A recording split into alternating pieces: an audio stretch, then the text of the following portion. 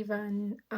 So today it's just a small basic tutorial for architectural lettering. So usually create their own styles over a period of time when they have practice and then when they frequently write.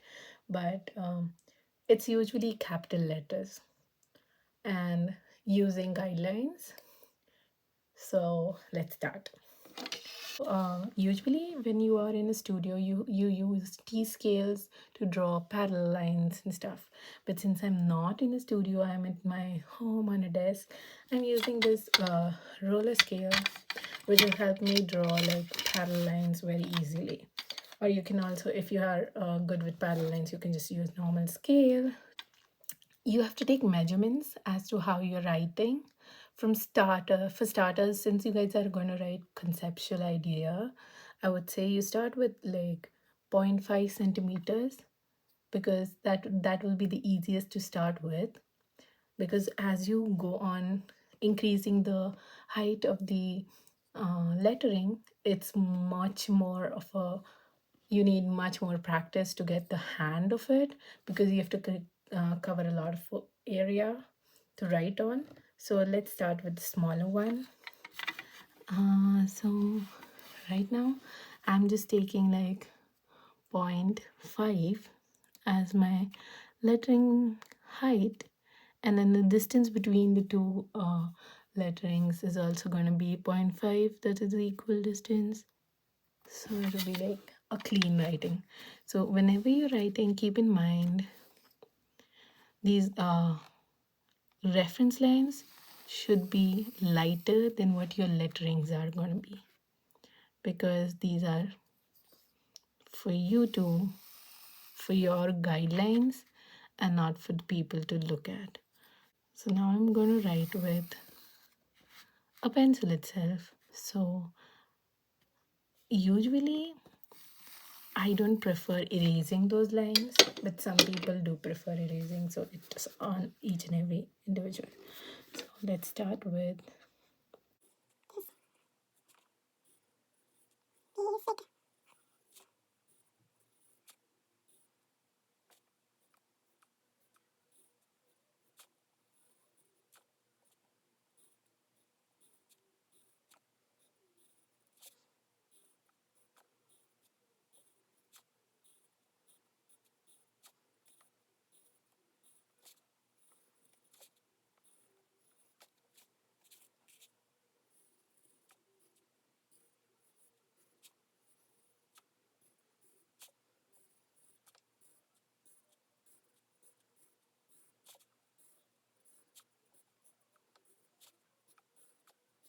so here, as you can see, I prefer writing like close by, but you can give more spacing to it. If you're writing a word and then you get it as you go on writing a paragraph or your sentence. But the size of these, each lettering is very small. You can spread them out also. For example, if you're writing like an A and then you keep a little distance between two lettering,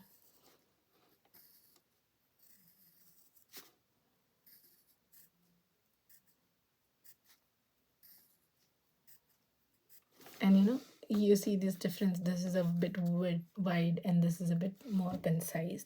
So it depends on you how you prefer writing, but over a period of time you get your hand on how you have your spacing between each lettering.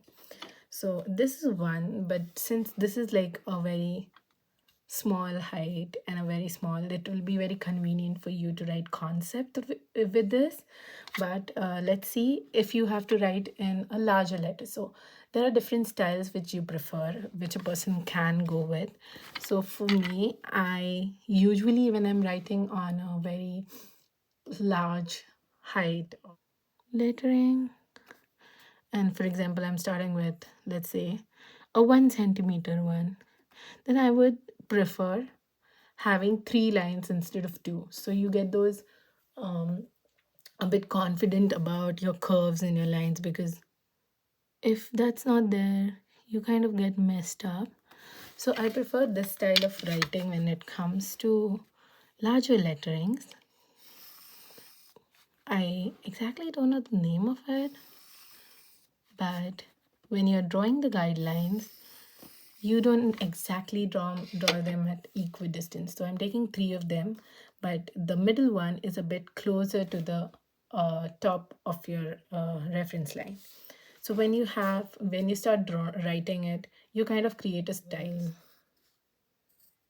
See, and now this is a larger thing, so I'm not confident enough for a straight line, so I would use a scale wherever I need to draw a larger line and I need a straight line, for example.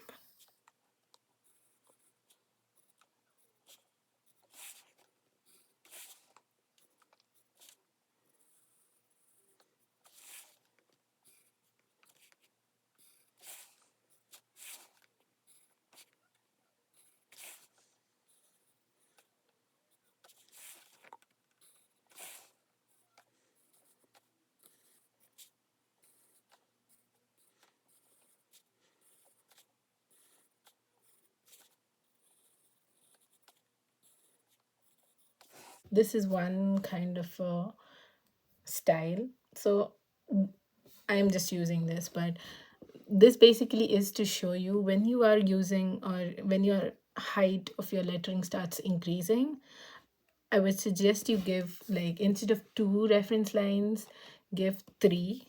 So you get this middle lettering part on a very scaled or proportionate matter, because that is when you get a bit messed up, because there is a huge amount of space you need to cover in writing, so you're not that confident. After a period of time, you might get your hand easy on how you're writing, but for starters, this is the very basic architecture lettering information I would like to give.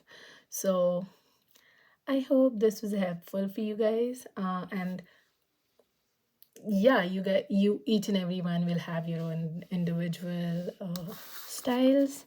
So